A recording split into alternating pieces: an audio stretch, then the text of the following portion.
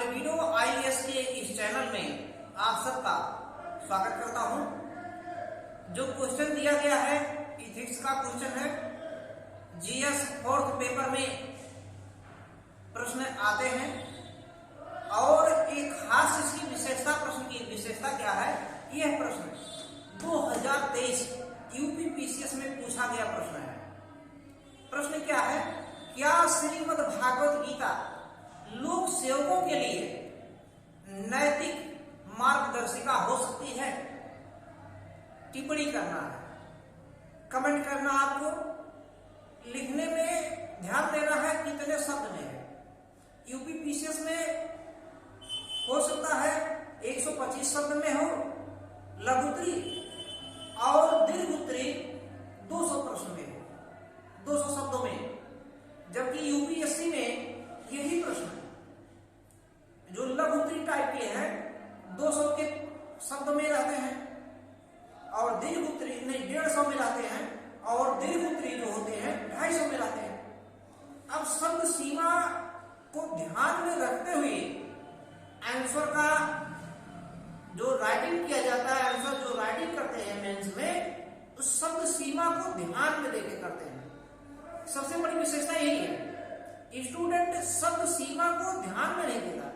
जो क्वेश्चन सरल है, इजी है, उनको ज्यादा समय दे दिया। जो क्वेश्चन थोड़ा हार्ड है, कम समय दे पाए। ऐसे में क्या होता है, अंत में कुछ क्वेश्चन छूट जाता है। क्वेश्चन छूटे ना, सभी क्वेश्चन को अटेम्प्ट करना है, तब जाके बढ़िया नंबर मिलता है, मार्किंग अच्छा आता है। तो सवाल यहां पर है, इस प्रश्न को हम लिखे कैसे? इस प्रश्न को लिखने में देखिए बेसिक क्वेश्चन है, श्रीमद् भागवत गीता। ये जो श्रीमद् भागवत गीता है, आप सुने होंगे महाभारत में, जो महाभारत सीन दिखाते हैं, जिसमें भगवान कृष्ण अर्जुन को उपदेश देते हैं। और कब उपदेश देते हैं? मुख्य रूप से जब अर्जुन अपने भाइयों से युद्ध करने से घबराते हैं कि हमारे सगे संबंधी हैं, इनको हम कैसे युद्ध में मारे, क्या करें क्या नहीं करें, इस पर जो चर्चा होता है, इसकी बात है। तो इसमें ध्यान देना यही है कि इस पे उसी को ध्यान में रखें। इसका मतलब भाई भतीजावाद की ओर नहीं जाना है, सत्य निष्ठा को अपनाना है, सही और गलत में विभेद अंतर करना है। ये सब लिखने हैं, इसके महत्व में आएंगे। लेकिन सबसे पहले शुरुआत कहां से करें, समस्या ये है, शुरुआत कहां से करें? तो यहीं से उठा सकते हैं श्रीमद् भागवत गीता। श्रीमद् भागवत गीता लिखेंगे कैसे? श्रीमद् भागवत गीता लोक सेवकों के लिए, लोक सेवकों हेतु नैतिक मार्गदर्शक हो सकते हैं। कैसे हो सकते हैं? अब लिखने में यही लिखेंगे, श्रीमद् भागवत गीता लोक सेवकों के लिए नैतिक मार्गदर्शक हो सकते हैं। कैसे हो सकते हैं?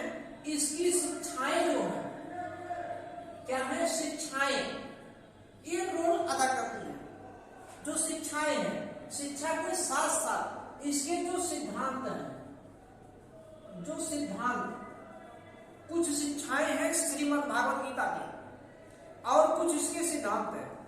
यदि उन शिक्षाओं को ग्रहण किया जाए, उनके सिद्धांतों को जाना जाए, तो काफी हद तक लोक सेवकों के लिए ही नहीं, आम जन जीवन के लिए, सभी के लिए हो सकती है उपयोगी।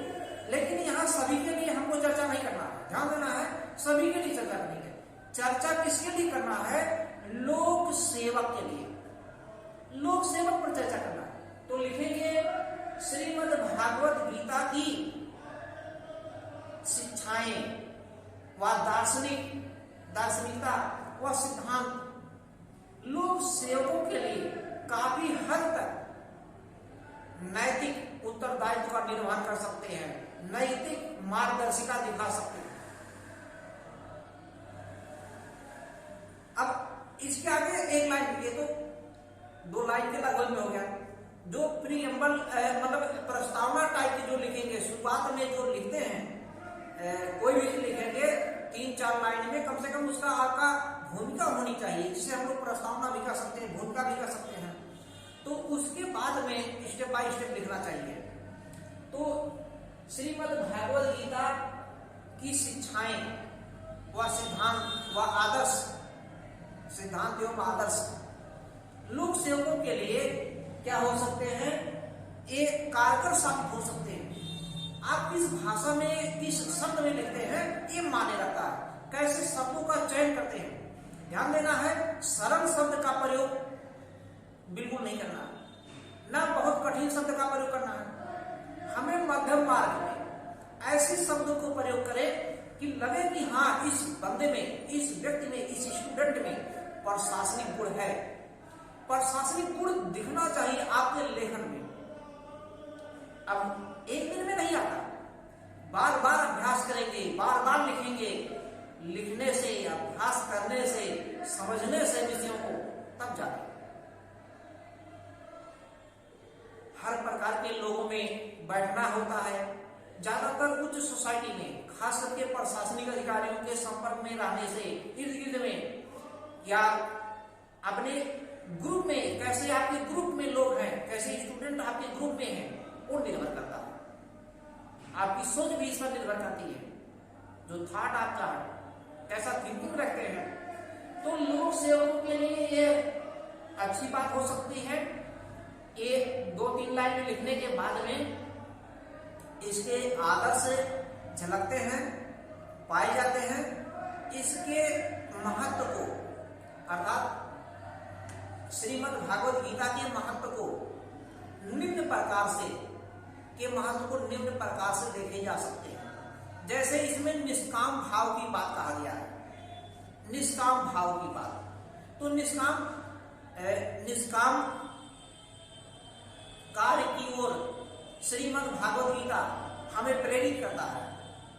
जैसे इसका एक उदाहरण दे दीजिए, 3-4 लाइन लिखने के बाद तुरंत उदाहरण बीच में, एकदम बीच में इस तरीके का उदाहरण है। ये लाइन जो हमने लिखा है, ये बीच में एकदम थोड़ा मोटे में हो जाना चाहिए। मोटे में रहेगा थोड़ा सा अच्छा लगेगा दिखने में। हालांकि एक पेन का प्रयोग करते हैं, ओनली 1 पेन का, लेकिन फिर भी ये जो लिखते हैं, जो कोटेक्स लिखा जाएगा, वो थोड़ा सा हाईलाइट रहेगा तो अच्छा रहेगा। काले पेन से लिख सकते हैं, मोटे लिख सकते हैं। कर्मणे कर्मणे वाधिकारस्ते मां फलेषु कदाचन मां कर्म फल हेतुर्भूर माते संकोचत कर्मराणि।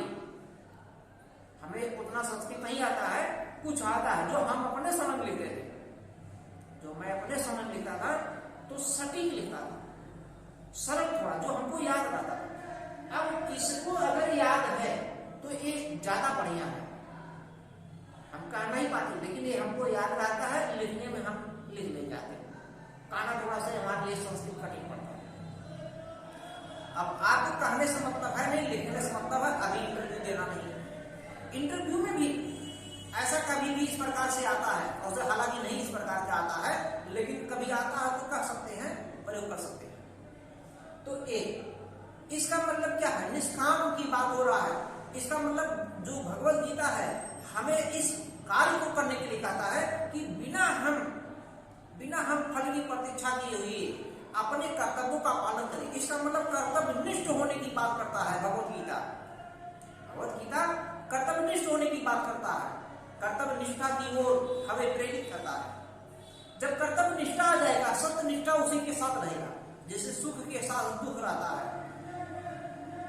तो इस तरीके के कर्तव्य निष्ठा आएगा तो सत्य निष्ठा की ओर हमने बता दिया। इसके पहले भाई भतीजावाद से दूर की ओर प्रेरित करता है, दूर रहने की ओर प्रेरित करता है।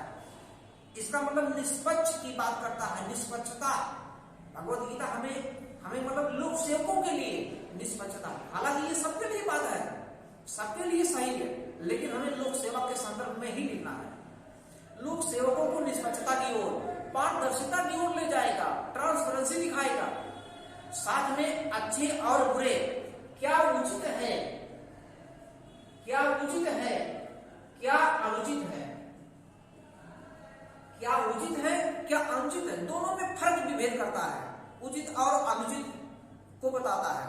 इसके साथ साथ क्या करता है, मतलब लोक सेवकों के लिए इसके साथ में और क्या लिख सकते हैं, अच्छे कार्यों की ओर प्रेरित करता है, समानुभूति परानुभूति की ओर प्रेरित करता है। परानुभूति लिख सकते हैं, परानुभूति, परानुभूति की ओर ले जाता है, समानुभूति की ओर ले जाता है, सहानुभूति की ओर ले जाता है।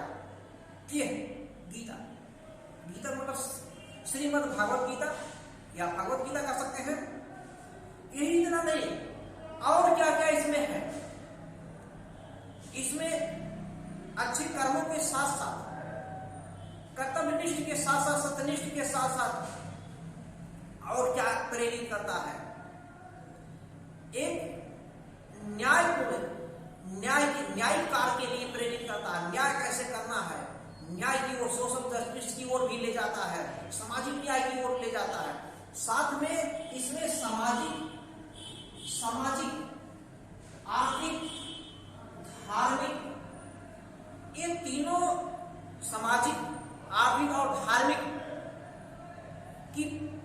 की समझ विकसित कराता है। समझ विकसित के साथ साथ लोगों में राजनैतिक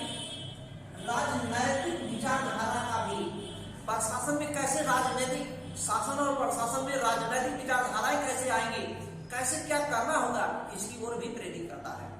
ये इस तरीके से आप लिख सकते हैं, बहुत ज्यादा बताने की आवश्यकता नहीं है। आगे हम इसका आपको दे देते हैं, इसमें से आप देख लीजिए कैसे कैसे रहेगा। इस तरीके का इसमें लाया जा सकता है। तो समझ में आ गया होगा। अंत में आप निष्कर्ष लिख सकते हैं। इस तरीके से निष्कर्षता ये कहा जा सकता है, अंत में कंक्लूजन भी देना होगा। कंक्लूजन बहुत जरूरी है। अंत में इस तरीके से निष्कर्षता कहा जा सकता है कि श्रीमद् भागवत गीता प्रशासनिक अधिकारियों को एक जिम्मेदार, एक कर्तव्यनिष्ठ, एक कर्तव्यपरायण, एक सत्यनिष्ठ, एक उत्तरदायित्व प्रशासनिक अधिकारी बनाने के साथ साथ देश का सर्वश्रेष्ठ नागरिक भी बनाने में महती भूमिका निभाता है। अतः यह है श्रीमद् भागवत गीता लोक सेवकों के नैतिक मार्गदर्शन में कारगर साबित हो सकता है। इस तरीके से लिख सकते हैं। बहुत कठिन नहीं है लिखने के। एक बार, दो बार, तीन बार जब प्रयास करेंगे, जब तक आप प्रयास नहीं करेंगे तब तक कुछ नहीं होगा। लिखेंगे, लिखते लिखते अभ्यास, इतना अभ्यास हो जाएगा, आपका कठिन क्वेश्चन भी सरल लगने लगेगा। हाँ, हालांकि यह बात जरूर है, जिस प्रश्न को आपने कभी सुना ही नहीं है, जो चीज सुने ही नहीं है, पढ़े ही नहीं है, सतही ज्ञान नहीं पढ़े हैं, तो सतही ज्ञान से काम नहीं बनेगा। इसी पर हम अपनी वाणी को विराम देते हैं।